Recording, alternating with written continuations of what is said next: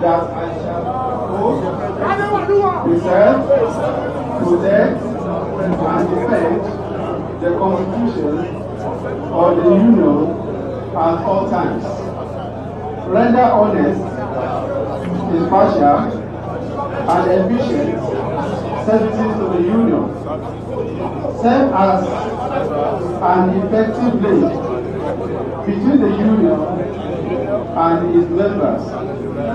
Obey all lawful instructions in the discharge of Union functions. Put the interests of the Union and its members above personal interests in the conduct of Union affairs.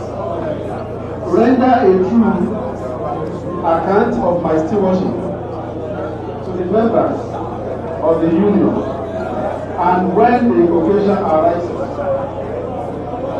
and abide by majority decision and respect the rights of the minorities. I will work for the growth of the Union in strength and freedom. I further swear and affirm that I shall faithfully discharge my duties as to the best of my ability. So help me God.